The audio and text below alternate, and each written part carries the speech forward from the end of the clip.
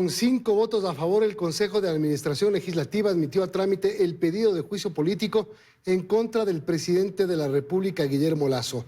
Horas más tarde, la Corte Constitucional realizó el sorteo del juez ponente que sustanciará el caso. Vamos con Daniela Valencia para que nos cuente detalles de esta información. Daniela, buenas noches. Cuéntanos, por favor. Buenas noches, Milton, Diana, amigos televidentes. Así es, cerca de las 6:30 de la tarde, en una sesión extraordinaria, la Corte Constitucional sorteó y determinó que será la jueza Teresa Núquez quien sustancie el trámite de pedido de juicio político en contra del presidente Guillermo Lasso. A pesar de que sobre ella cae esta responsabilidad, el presidente de la Corte Constitucional, Ali Lozada, resaltó que será el Pleno el que tome una decisión, pues se requieren 6 votos. Dijo además que espera que no se genere presión sobre esta entidad. Escuchemos lo que dijo el presidente. Ecuador debe estar absolutamente seguro de que la decisión que la Corte vaya a tomar será estrictamente apegada a la Constitución, será una muestra más de la independencia que caracteriza a la Corte Constitucional.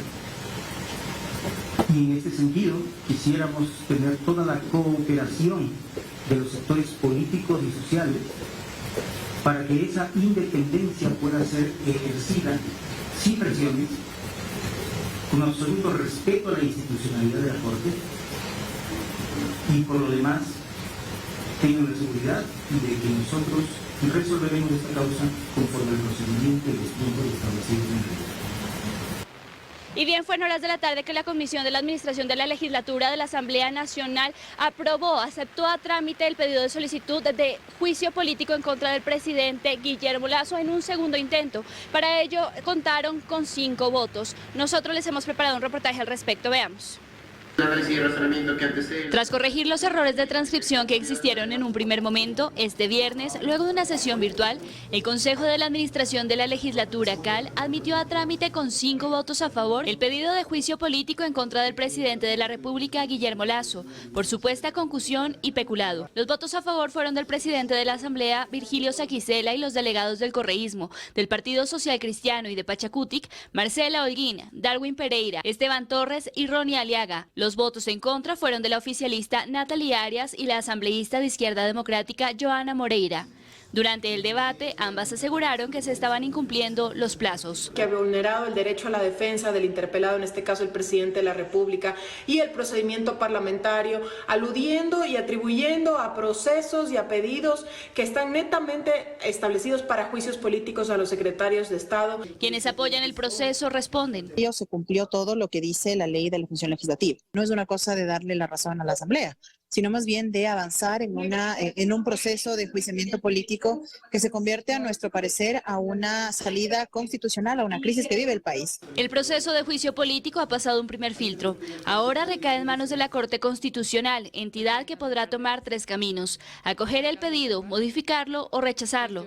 De acuerdo a algunos legisladores, existe la jurisprudencia suficiente para actuar. No debería existir ningún problema porque se cumplen los requisitos conforme sucedió en el caso del ex vicepresidente Jorge Glass. Es decir, ellos mismos tienen su propia jurisprudencia para fallar. En caso de que la Corte Constitucional resuelva dictar una admisibilidad a este pedido de juicio político, deberá remitirse al CAL y el CAL remitirá a la Comisión de Fiscalización, donde nosotros estamos tramitando los pedidos de juicios políticos a los distintos ministros de Estado y nos corresponde tramitarlo en caso de que así. De dar luz verde, el proceso pasará a la Comisión de Fiscalización de la Asamblea Nacional. Un proceso que, de acuerdo a la experiencia de juicios similares al interior de la comisión, podría extenderse por un mes. Sin embargo, hay quienes apuntan que les jugará en contra las posesiones y cambios que se darán en el mes de mayo. Y bien, la Corte Constitucional tiene 6 días para analizar esta solicitud de juicio político, 3 de los cuales ya se ahorraron al determinar a la jueza Teresa Núquez como la persona que va a elaborar el informe del proceso de dictamen de admisibilidad. De ahí ella tiene 24 horas para convocar al Pleno y 48 horas más para que elaboren un documento. Lo que se conoce es que el presidente de la República, Guillermo Lasso, en el transcurso de este fin de semana, emitirá un documento que enviará a la Corte Constitucional con su postura. Es lo que les podemos compartir al momento. Regresamos con ustedes a estudios. Una excelente noche. Buenas noches, Daniela, gracias por la información. Vamos ahora con otros temas. El río Guayas y el estero Salado se siguen desbordando y causando estragos en Guayaquil. Esta mañana se reportaron nuevamente calles inundadas como consecuencia de la marea alta y el incremento de las lluvias. Incluso hay sectores que todavía están anegados. Luisa María Heredia se encuentra en la avenida Malecón con más información. Adelante, Luisa. Hola Diana, amigos televidentes, muy buenas noches. Así es, estos fenómenos climáticos continúan generando afectaciones en la ciudad. Si bien esta tarde y noche no se han registrado precipitaciones intensas como las de los últimos días, el Instituto Oceanográfico de la Armada ya anunció que para eso de las 21 horas con 24 minutos, así exactamente, se espera nuevamente el nivel de marea más alto. Y uno de los puntos que se anega rápidamente es justo donde a esta hora nosotros nos encontramos a las 20:08. Acá la avenida Malecón del centro de Guayaquil. El agua emerge de las alcantarillas, algo que ya ocurrió en la mañana, producto del desbordamiento del río Guayas y de los ramales del estero Salado, lo que anegó a parte del suburbio, donde hubo también negocios y casas inundadas. Según se había dicho, se espera que este sea ya el último día de marea alta. Les hemos preparado un reportaje, veamos. Es el sector de Sauce 6, situado al norte de Guayaquil. Aquí, tras la torrencial lluvia de la madrugada del jueves que coincidió con el aguaje y la marea alta, el agua nunca bajó. Callejones y predios permanecen desde entonces inundados. Ya aproximadamente como 3 días con ya enfermedad, infecciones, cualquier tipo de riesgo que se asume. Una parte de la avenida Benjamín Rosales, que pasa junto a la terminal terrestre, también sigue anegada. Y es que desde anoche otra vez en las vías más cercanas al río Guayas, como la avenida Malecón en el centro, o en la Víctor Emilio Estrada en Urdesa y la avenida Barcelona en el suburbio que bordean los ramales del estero Salado, empezó a subir el agua. A los habitantes de la 45 y la J, por ejemplo, una vez más se les metió el agua en negocios y casas. Incluso en cantones aledaños que integran el Gran Guayaquil, como San Borondón y Durán, hay emergencias declaradas debido a los efectos del fuerte temporal. El caso de Durán es una emergencia sanitaria por la leptospirosis. Que durante la madrugada y en las primeras horas de este viernes no hayan caído precipitaciones tan intensas como las recientemente registradas evitó que más zonas resultaran afectadas. Pero la situación puede cambiar en cuestión de minutos, pues el Instituto Nacional de Meteorología e Hidrología, INAMI, ha pronosticado para Guayaquil una alta probabilidad de presencia de lluvias y nubosidad. Precipitación de intensidad entre moderada a fuerte con probabilidad de tormentas eléctricas. El INAMI mantiene activa la alerta que se refiere a las lluvias y tormentas. El ente ha detallado que se prevé que en los últimos días de marzo y durante el mes de abril existe un incremento en la frecuencia e intensidad de las precipitaciones en gran parte del territorio nacional, pero especialmente en el litoral. Hay que tomar en consideración que esta inestabilidad atmosférica es propio típico del calentamiento que está en el Océano Pacífico. En tanto que el periodo extendido de marea alta se mantendrá hasta hoy, tal y como lo informó el Instituto Oceanográfico de la Armada.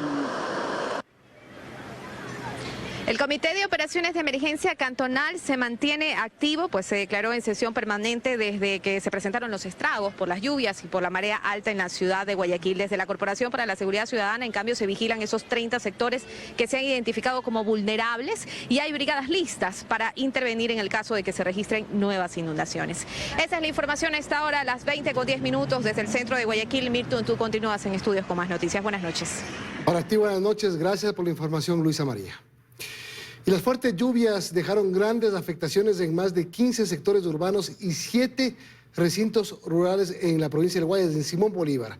En algunas viviendas el agua alcanzó el medio metro de altura. Más de 15 sectores amanecieron anegados tras la fuerte lluvia que cayó en el cantón Simón Bolívar de la provincia del Guayas. Los vecinos tuvieron que utilizar baldes para sacar el agua de sus viviendas y otros incluso encendieron las bombas. Mire cómo estamos adentro, desde las 2 de la mañana despiertos sin poder dormir. Y estamos inundados, están con agua adentro, toditas las casas. Las familias tuvieron que levantar los enseres y cocinar en esas condiciones. En ciertas zonas, el agua alcanzó los 60 centímetros. A mí se me ha dañado los muebles, mire ahí, el modular. Los colchones, los muebles. En la parroquia Lorenzo de Garaycoa, un parque infantil se vio afectado con la corriente del río Los Amarillos. En la zona rural, 7 recintos están bajo el agua. Por otra parte, en la vía Babahoyo-Juján se han formado 3 riadas que dificultan la circulación vehicular. El desbordamiento del río, calles convertidas en lagunas, viviendas llenas de agua es lo que causó la intensa lluvia que se registró en Santa Rosa, provincia de El Oro. María de los Ángeles Rendón informa que por esta razón se resolvió declarar la emergencia en el cantón. Desde el aire se puede visualizar ampliamente los estragos del fuerte invierno en el cantón Santa Rosa, en la provincia del Oro. El río se desbordó, causando inundaciones en varios sectores de esta ciudad.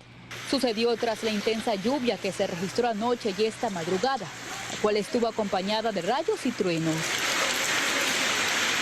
En tierra este es el panorama: calles convertidas en lagunas, viviendas llenas de agua y otros daños materiales. Escuelas, farmacias, negocios y más locales comerciales permanecieron cerrados. Incluso en algunas zonas los bomberos ingresaron con botes para sacar a los moradores que se encontraban en sus casas.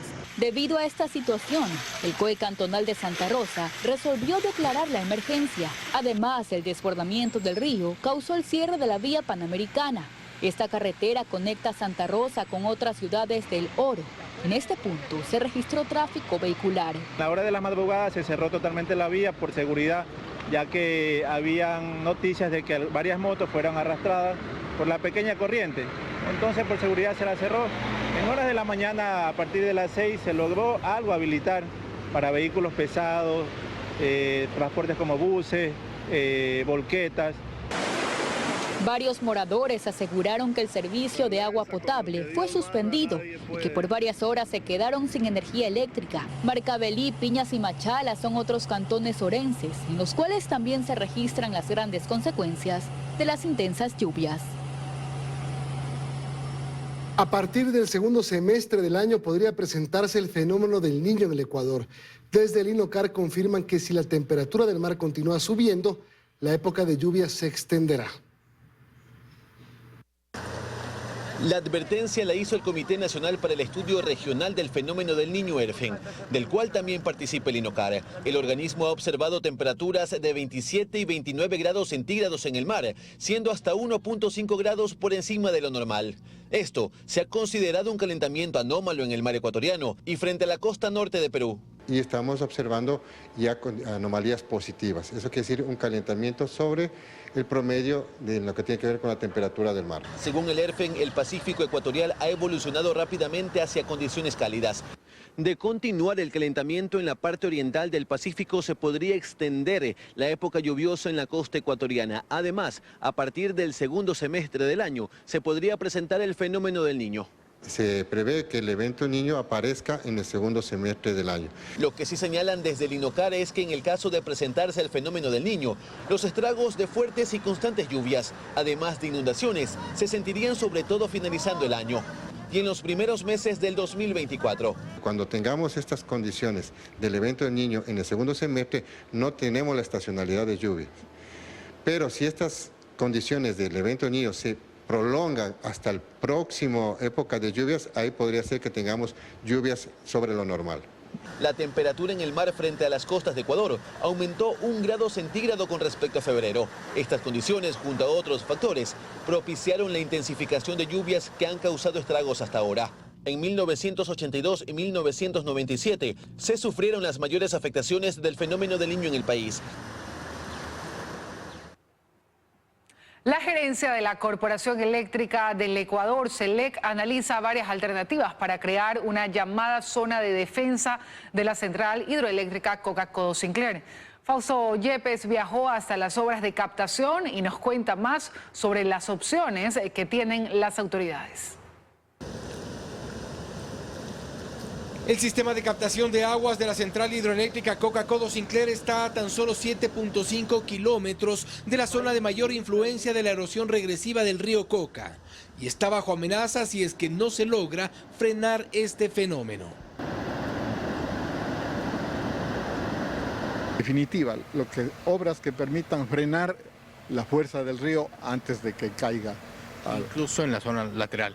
E incluso en las zonas laterales. El convenio con el Cuerpo de Ingenieros del Ejército de Estados Unidos, que aporta con sus técnicos, ha servido para encontrar varias alternativas de solución a un fenómeno del que no existen precedentes por el tamaño de los daños. Roca dura o competente en la margen derecha.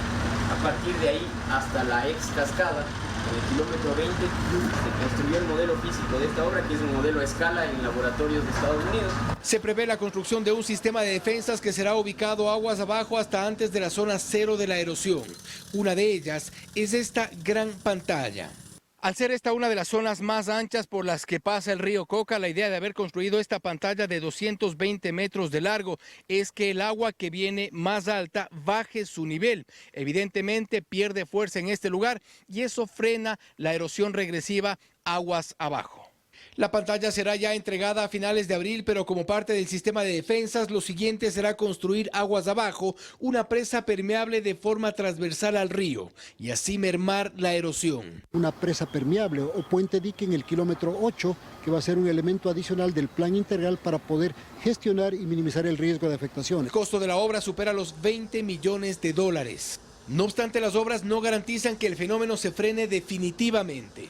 La mitigación es necesaria de momento para salvar esta millonaria inversión de 3.000 millones de dólares de una central hidroeléctrica que debería operar por varias décadas. Hacemos una pausa, amigos. Enseguida Ecuador recibirá este sábado en República Dominicana la presidencia pro tempore de la Cumbre Iberoamericana. Seguimos. Ecuador recibirá este sábado en República Dominicana la presidencia pro tempore de la Cumbre Iberoamericana de Países. El presidente Guillermo Lasso viajó esta mañana a Santo Domingo, donde se realizará el evento. Poco antes de las 8 de la mañana de este viernes salió el avión presidencial desde la base aérea Simón Bolívar rumbo al aeropuerto de las Américas en Santo Domingo, República Dominicana. El presidente Guillermo Lasso y su comitiva serán parte de la edición número 28 de la Cumbre Iberoamericana. Antes de abordar, Lasso dio unas breves declaraciones a la prensa. En ella se van a llevar a cabo, aparte de la reunión oficial, algunas otras reuniones con los empresarios iberoamericanos, la economía verde, la transición ecológica y temas que tienen que ver también con la integración regional. La mañana del sábado participará en la primera sesión de gobernantes, mientras que en la tarde lo hará en la segunda reunión antes de mantener un encuentro bilateral con su colega de Uruguay, Luis Lacalle. Mañana, terminada la cumbre, recibiremos el honor de la entrega de la presidencia pro tempore de la Cumbre Iberoamericana, que se llevará a cabo en el Ecuador en noviembre del 2024. En esta cumbre, que se realiza por primera vez de forma presencial tras la pandemia de 2020, el presidente Guillermo Lasso y su homólogo argentino Alberto Fernández se cruzarán en Santo Domingo en el peor momento de la relación entre ambos países. Lasso y Fernández llevan poco más de una semana intercambiando cartas y tweets de acusaciones mutuas tras la fuga de la embajada argentina en Quito de la exministra María de los Ángeles Duarte. Ecuador y Argentina retiraron ya a sus respectivos embajadores.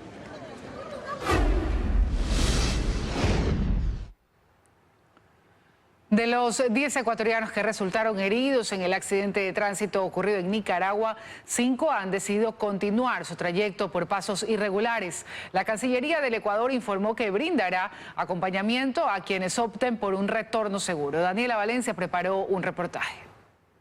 Así quedó la camioneta en la que viajaban 14 migrantes en su intento por llegar a Estados Unidos a través de pasos irregulares. El accidente ocurrió la madrugada del 22 de marzo en el kilómetro 223 de la carretera que conduce hacia Managua, capital de Nicaragua. Allí viajaban 10 ecuatorianos. De acuerdo a la Cancillería del Ecuador, estos ciudadanos resultaron heridos levemente. Fueron trasladados de inmediato a un hospital en las cercanías de Managua, donde fueron atendidos y por sus propias heridas pues se les dio el alta inmediatamente. De estos compatriotas, 5 tomaron la decisión de continuar su trayecto por pasos irregulares. Los 5 restantes retornarán al país vía Costa Rica. Es que para el retorno los propios familiares y los propios ciudadanos van a costear su pasaje de retorno. La asistencia, el acompañamiento que dará el consulado es en cuanto a la documentación, a sus documentos de viaje para que puedan abordar el avión porque entendemos que no tienen su pasaporte. Este es el segundo accidente por pasos irregulares en el que han estado involucrados ecuatorianos en lo que va del año. Tuvimos primero el accidente de Panamá, ¿no es cierto? Que yo creo que fue mucho más fuerte, y luego está este de Nicaragua. Afortunadamente, lo digo, entendiendo el contexto, ¿no? Aquí no hemos tenido personas fallecidas. Nicaragua es la segunda ruta por la que optan los migrantes ecuatorianos para llegar a suelo americano. El año pasado, según cifras que maneja Cancillería, fueron 35.000 los ecuatorianos que cruzaron por esta frontera. Nuevamente, el llamado a la ciudadanía es no poner en riesgo su vida y la de su familia.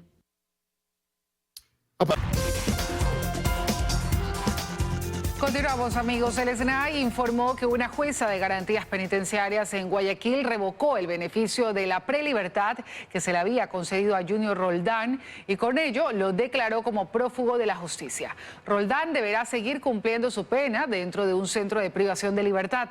La magistrada acogió todos los argumentos expuestos por el SNAI que sustentaban el incumplimiento del uso del grillete y de recibir atención psicológica. Solo durante este año, 663 menores de edad han sido aislados por estar involucrados en delitos, pese a que ni DINAPEC ni el MIES saben el número de niños y adolescentes que están en riesgo de ser reclutados. Ambas entidades reconocen el incremento. Que esa cifra no la tiene, dice el ministro de Inclusión al preguntarle cuántos menores de edad están en riesgo de ser reclutados por bandas. ¿Cuántos más mañana podrían ser Boquita? ¿O cuántos podrían ser este otro niño, grabado mientras es guiado por otros menores de edad para robar? Mire, ese no lo tengo, pero déjeme contarle más bien la parte estructural, en qué es lo que nosotros venimos haciendo. El ministro dice que prefiere explicarlo de forma estructural y sostiene que la cifra que sí tiene es la de cuántos menores de edad están en condiciones de calle, espacio en el que son vulnerables.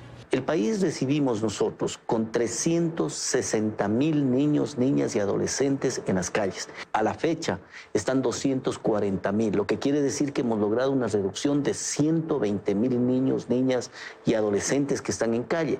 Desde el Comité Permanente para los Derechos Humanos de Guayaquil sostienen que el Estado debería tener la cifra de cuántos niños son los vulnerables a ser reclutados por estas bandas. Debería saber cuántos y dónde están estos niños. Fernando Bastidas pone un ejemplo sencillo que parte de la pregunta que debe hacerse el sistema educativo cuando un menor de edad abandona la escuela. Hay toda una serie de condiciones de vulnerabilidad antes, ¿no? Un niño de 13 años que tiene que estar insertado en el sistema educativo y si no está, tendría que formar parte de la base de datos del Estado. Y si forma parte de la base de datos del Estado, tendría que haber una política en específico para reinsertar. Quienes están más cerca de las consecuencias de este abandono tienen la cifra tangible. Solo durante los 3 primeros meses de este año se han aislado a 663 menores de edad. Y puede ser el triple con respecto al número de niños que todavía no son identificados. El Comité Permanente para los Derechos Humanos realizó un análisis sobre la incidencia del delito en el noroeste de Guayaquil.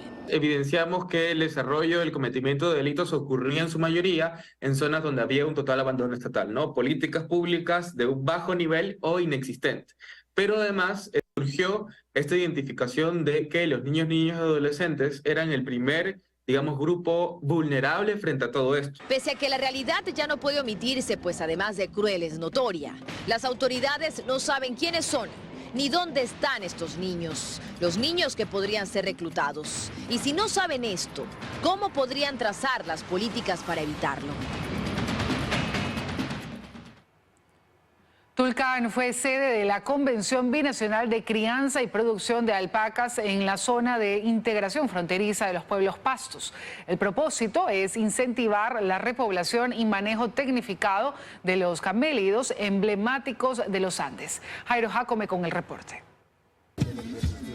Con un ritual ancestral según las tradiciones y costumbres de los pueblos pastos, se dio inicio a la Convención de Crianza y Producción de Alpacas, como un proyecto binacional que incluye las comunidades del cordón fronterizo colombo-ecuatoriano.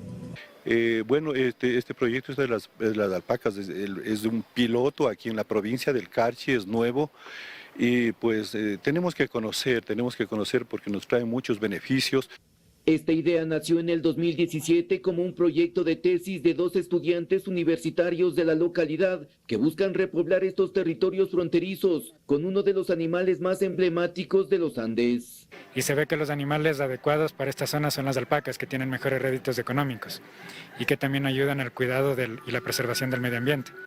En la crianza de alpacas están involucrados los pueblos fronterizos y cuentan con el apoyo de la comunidad andina, dispuesta a ampliar el apoyo a más sectores interesados en el tema. Para que desde la Secretaría General de la Comunidad Andina se dé efectivo estas iniciativas. La comunidad del Mirador de los Pastos, asentada en Tulcán, es la promotora de este proyecto, que tiene como principal aliado al resguardo indígena colombiano de Panam, donde los beneficios ya son palpables, con tejidos ancestrales como la confección de ponchos y artesanías. Que ha sido un proceso bonito porque se integran las dos comunidades y de hecho se está obteniendo una muy buena experiencia al interior, en el caso de nuestra comunidad de Panam, donde están ubicado parte del núcleo genético. Los ejemplares fueron adquiridos en Chimborazo y Cotopaxi con el propósito de ampliar la población alpaquera en este sector fronterizo. Ya los tenemos aquí en la zona. Comenzamos con 23 alpacas, ya tenemos 5 crías que han nacido ya acá en esta parte. El proyecto va más allá de la crianza de alpacas, con la producción de lana, fibra de alpaca y abonos orgánicos, así como también promover el turismo comunitario.